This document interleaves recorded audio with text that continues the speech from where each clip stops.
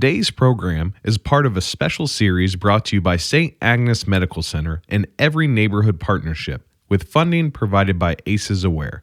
Together, we are working to raise awareness about the effects of adverse childhood experiences in hopes of building a healthier community and a brighter future for our children. Dr. B explains the importance of acknowledging our stressors of the past in order to thrive in the present. Plus, she shares practical tips for coping through challenging times and building greater resiliency so you and your family can enjoy healthier and more fulfilling life.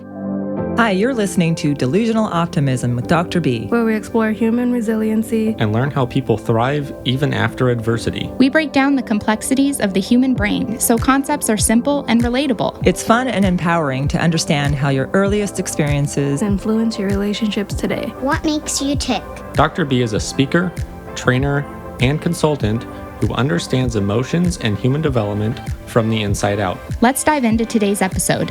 Here's Dr. B. Hi everybody, it's Dr. B.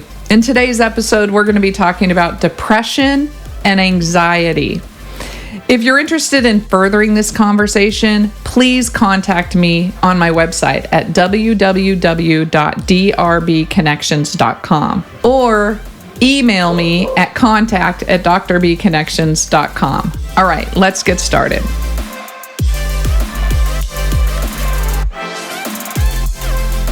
Well, good morning, Dr. B. How are you doing today?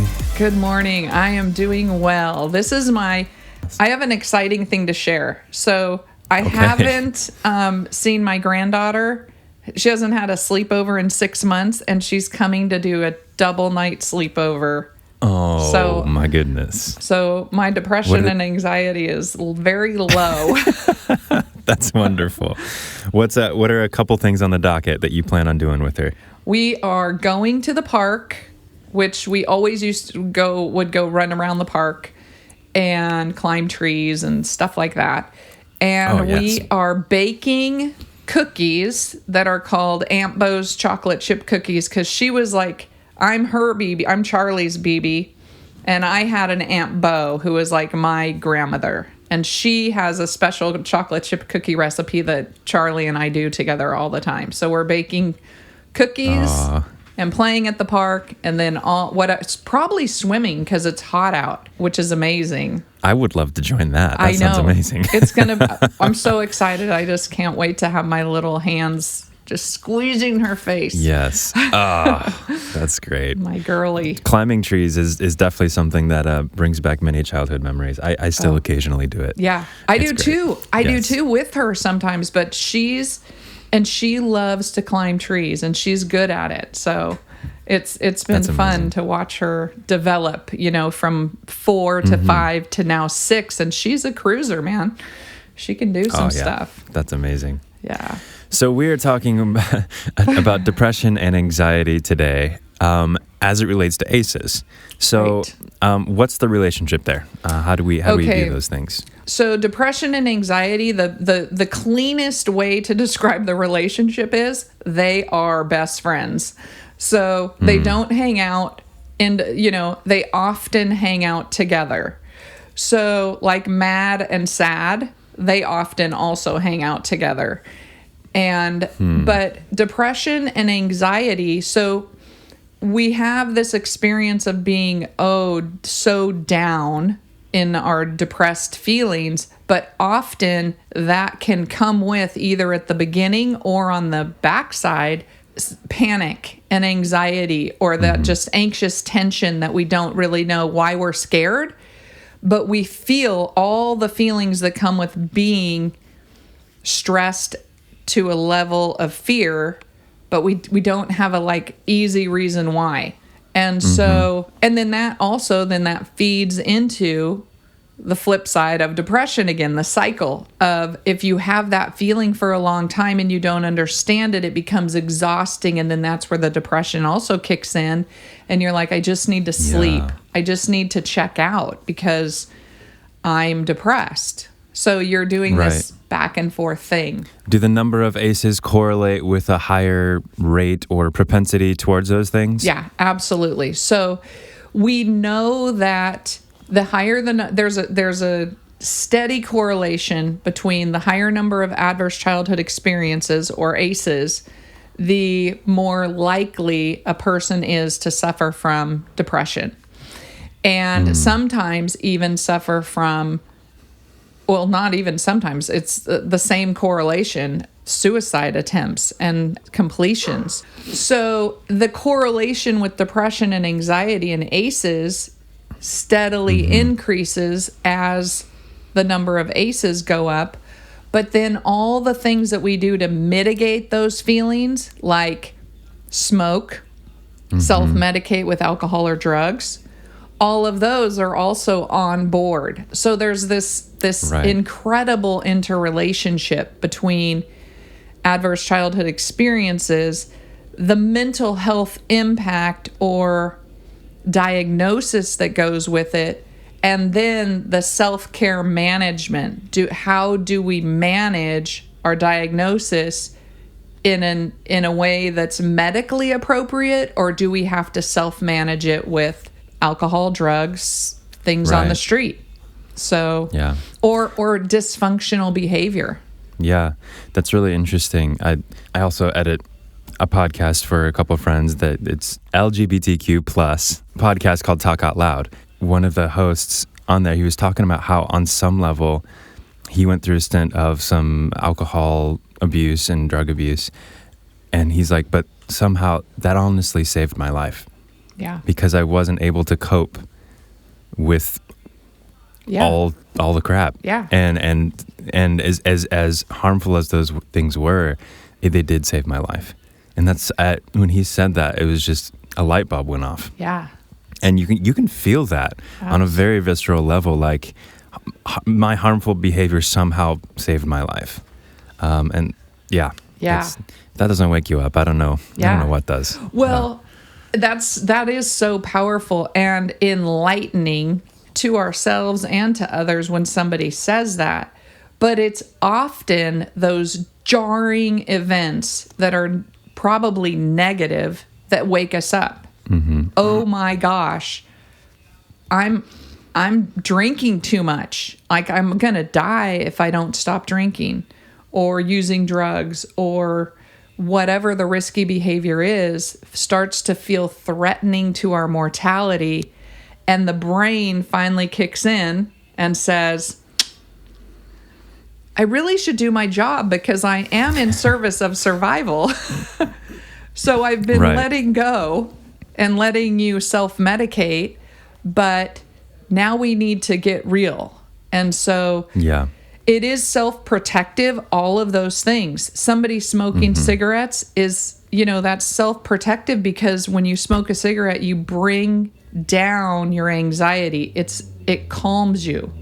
Anyone who smokes will explain that it's a calmer. So same thing. Alcohol, is a depressant. So it pulls people down. It settles people. It calms people. And so if we don't have proper medication or proper treatment and other strategies like meditation or hypnosis or yoga or exercise or things that can do the same thing at the same level, then we have to lean into the things that are negative. Alcohol can be really fast. You take a shot of tequila and you have a little bit, you cut the edge off really quickly. Yeah. But we can learn, that I don't want to do that. I need a little bit more time, but meditation or yoga will do the same thing. I just need to learn how to tolerate the time, taking the time to do it. Generally, I think we think that depression and anxiety only shows up in like teenage years and beyond. How does that show up for teenage and below? Okay, so great question and topic. And littles experience lots of anxiety and sometimes depression. And we need to put this saying in our toolbox just permanently. Behavior has meaning. It's true across the lifespan, but when we are seeing behavior in children that is making us uncomfortable, concerned, worried, or it's inappropriate, we need to say, they're not doing that on purpose. That behavior has a meaning, and it's my job to get behind the meaning and figure out what's going on. And if we can do that by having conversations with children in child speak, then we can start to teach them strategies for managing their anxiety when it comes up, because it's a very natural thing. We should have some anxiety. You know, if something's scary, you want your body to click on and alert you. But we don't want anyone's anxiety to take over their whole life. So there's a great book series I think I shared before. It's called A Kid's Book About, and they talk about all different kinds of feelings or topics that are difficult to talk about. So one is about shame, one is about racism, systemic racism, feminism, anxiety. There's one about anxiety. There's one about depression.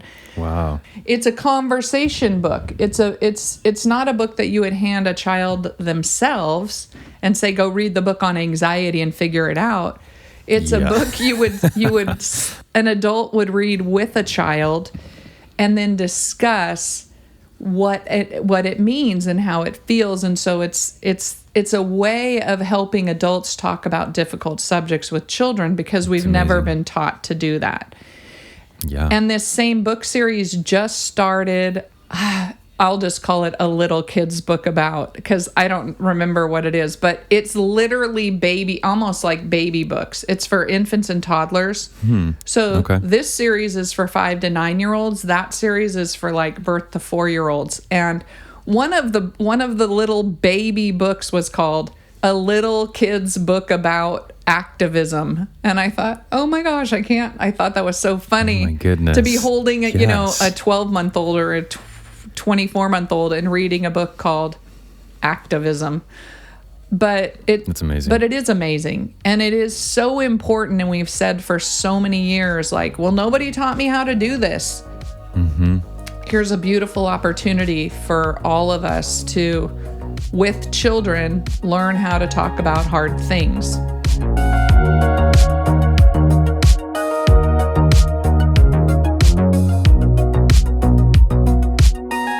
So depression and anxiety is a very wide category, and I think it shows up in some very interesting ways, in ways that some people will not recognize as depression or anxiety. So can you talk to us a little bit about how do those two things show up? Depression and anxiety show up independently and together, and they can be fleeting or they can be steady, meaning that they're constant and around all the time. The hard part about depression and or anxiety is that they show up differently in different people. So in some people, depression and anxiety, especially in children, show up more as an active state. And then in adults, especially as we get older, show up as a more passive state. So, you think of that person who's depressed and never gets out of bed and doesn't take a shower and is just so, debilitatingly depressed, versus, let's say, a teenager who's depressed, who is acting out in highly risky behaviors. And they're the same exact thing, but they just show up differently. And it's that hopelessness of, I'm so depressed, it doesn't really matter if I get out of bed. Yeah. It doesn't really matter if I crash my motorcycle and die. Does that make sense? So see how they almost match up, but they show up so differently. So we have to be really good investigators and ask a lot of questions and accept that we can all feel depressed anytime anywhere. Like that's a very normal response to the world. Like sometimes we feel depressed and sometimes we don't, or sometimes we feel anxious, sometimes we don't. That's normal, healthy experience in the world.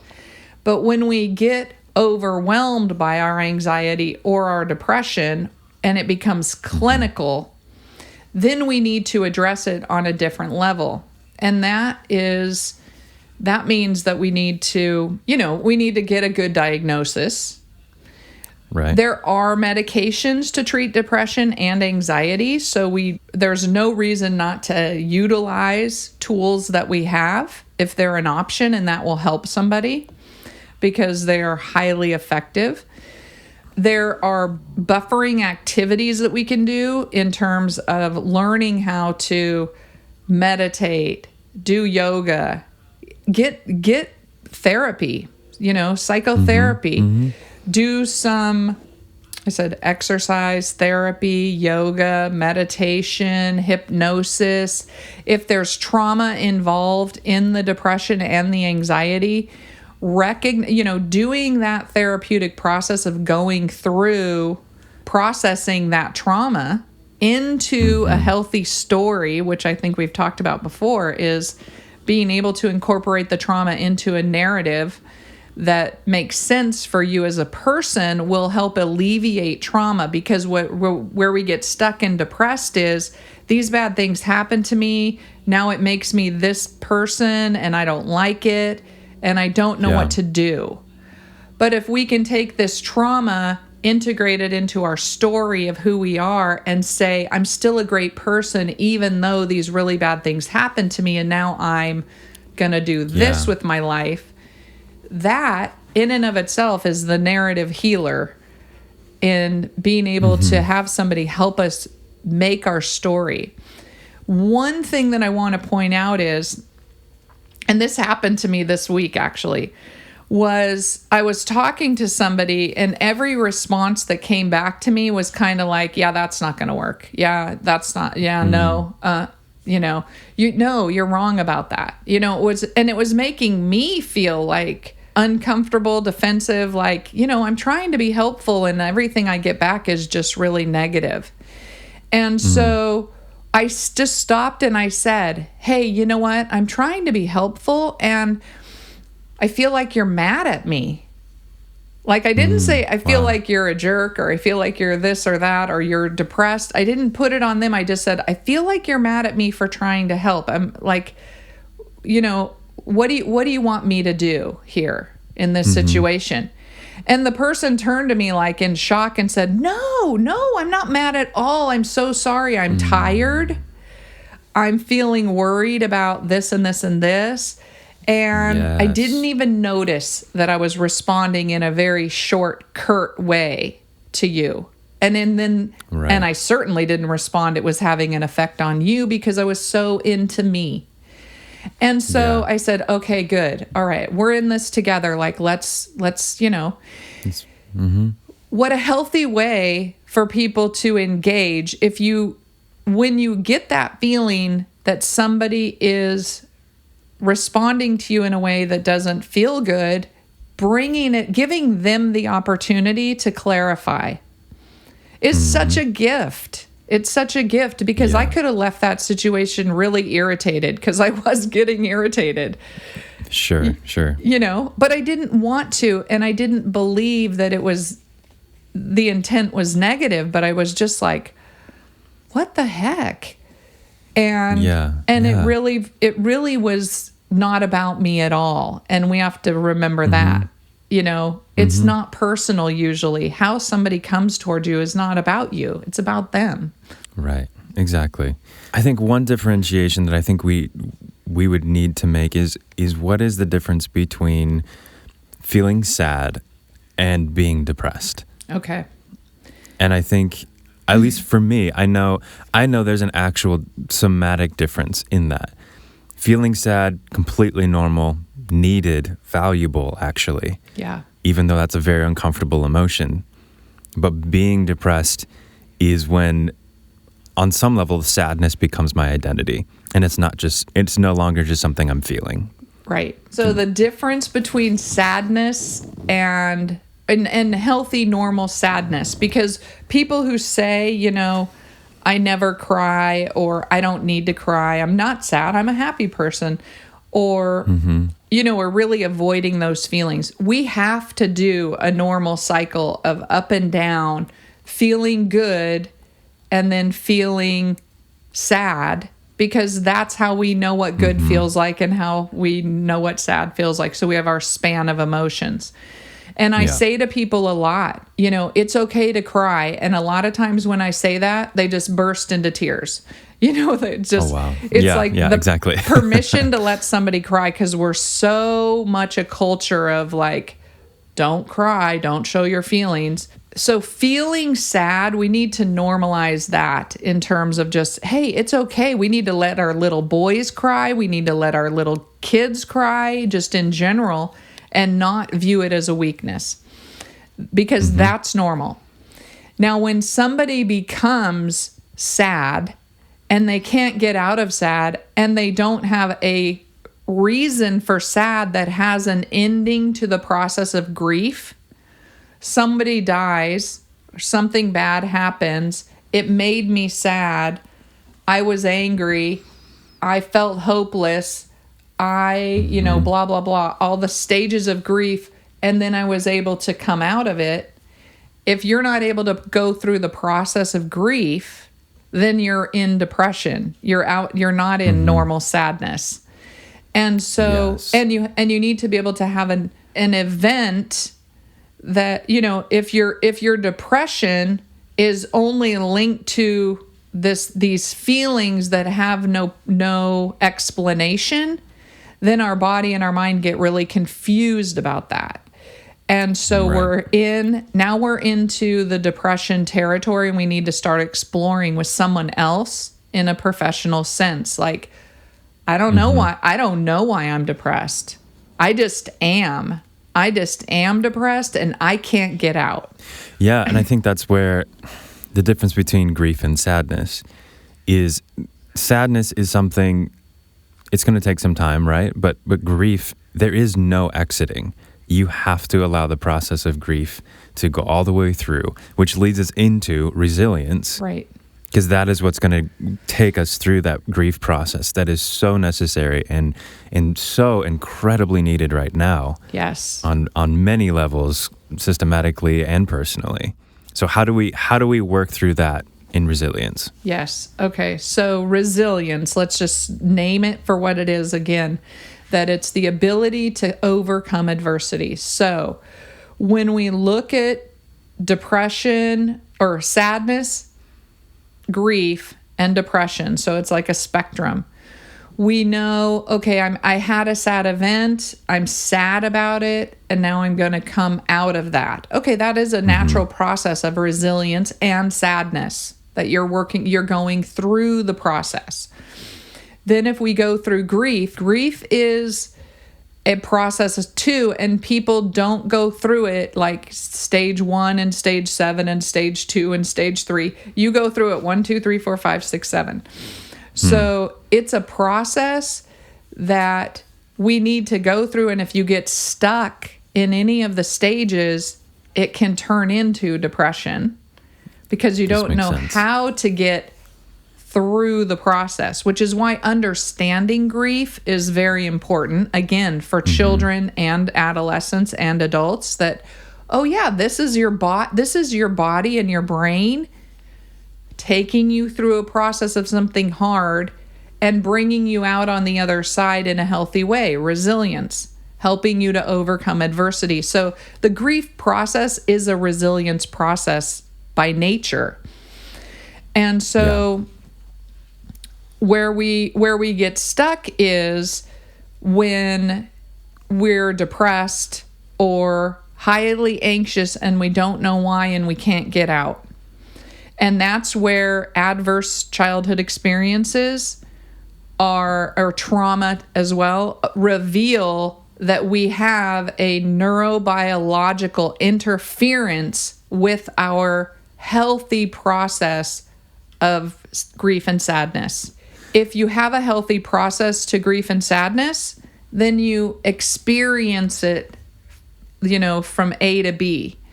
If you don't, if you have trauma that interferes with the process and there's no clear path to B, then you can get stuck in it, and then that manifests itself as depression and anxiety.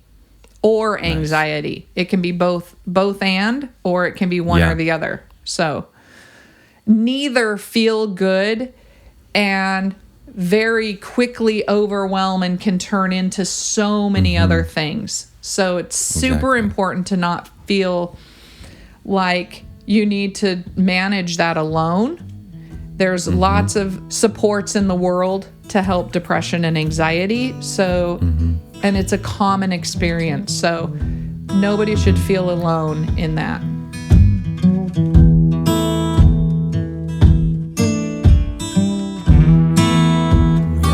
Yeah. So with the few minutes we have left, can you give us a few tips on how can we help someone who is dealing with depression and anxiety?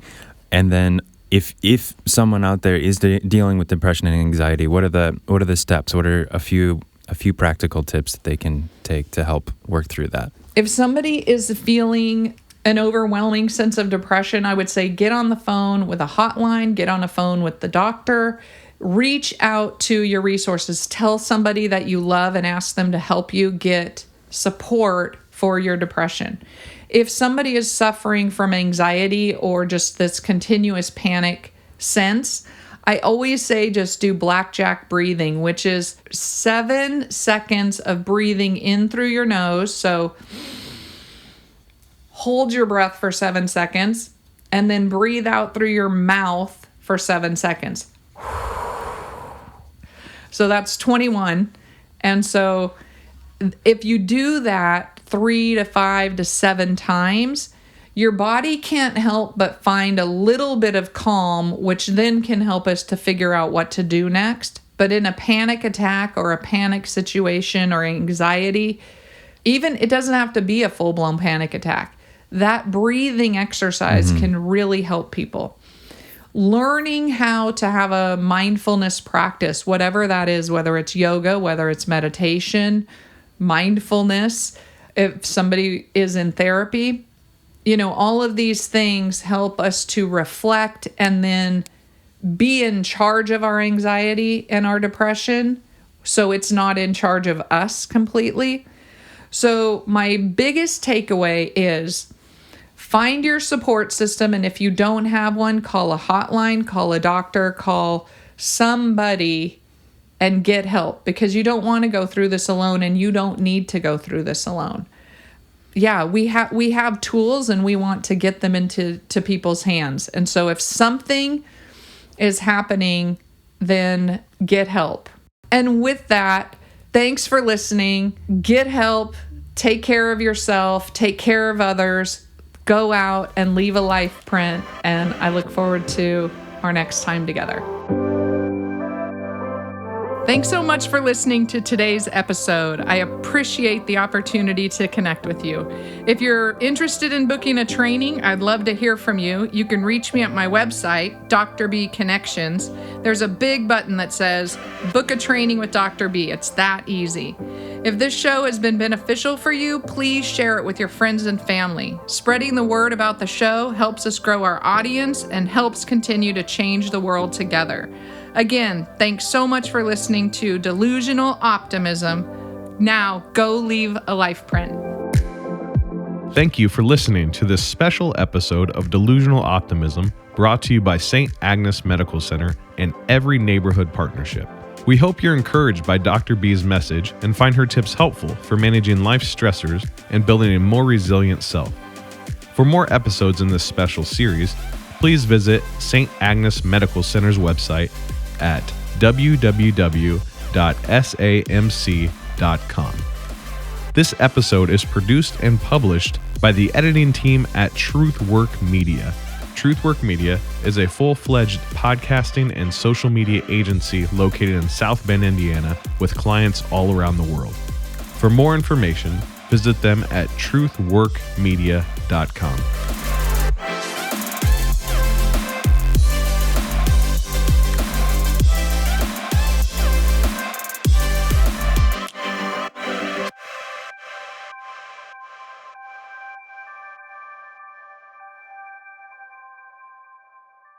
These materials and all discussions of these materials are for educational purposes only and do not constitute medical or mental health advice. The presenter is not a licensed mental health or medical service provider. If you need medical or mental health care or advice, you should contact your doctor or therapist, or you can contact your insurance company for a referral. This show and all of its contents are copyright 2020 Dr. B. Leave a Life print. Reproduction or use requires written consent of Dr. Kristen Beasley.